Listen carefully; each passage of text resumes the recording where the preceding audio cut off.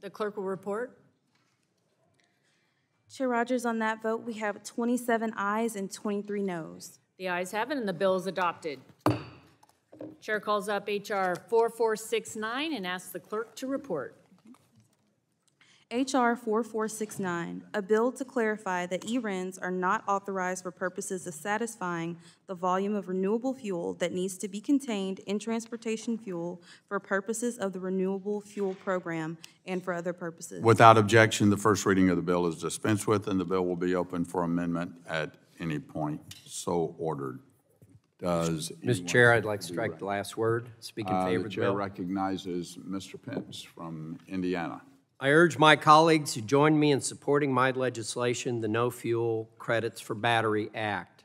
This legislation is simple. It protects the integrity of liquid fuels by clarifying that e-RINs are not authorized to satisfy renewable fuel volume obligations. Efforts by the EPA to stand up this program could devalue or possibly eradicate the existing RIN market, which could be or would be replaced by the new category of e-RINs.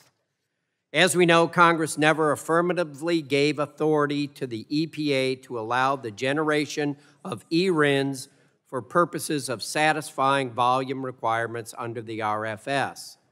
All that was done was to direct the EPA to conduct a study and report to Congress on the feasibility of e-RINs, which was never fully completed. This proposal extends far beyond the intent of the RFS and would come at the expense of liquid fuels. The RFS was designed to bring integrity to liquid fuels and biofuel refiners and is critical to the farmers in southern Indiana across the United States. 50% of the corn product in Indiana goes to ethanol. As the original statute clearly states, RIN generation was to be awarded to entities that, quote, refine, blend, or import liquid fuels. The RFS was never intended for a convoluted and complicated process that awards RINs to auto manufacturers. This effort to subsidize the entire EV charging value chain, from renewable energy developers to charging stations, could be rife with fraud and double counting like in the original RIN years ago.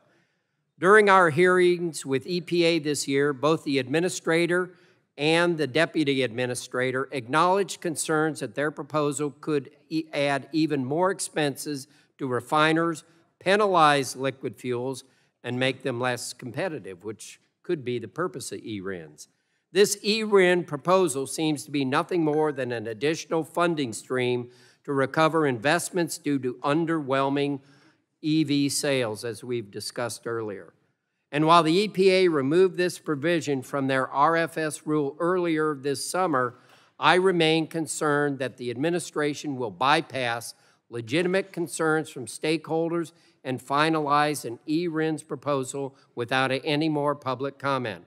Our nation's existing energy production and distribution chain should not be haphazardly shut down before we have a clear understanding of the viability of the electrification of our transportation industry. I urge my colleagues to join me in supporting this legislation, and I yield back. Gentleman yields back. Does anyone, for what purpose does the gentleman from New York seek recognition? Mr. Chair, I move to strike.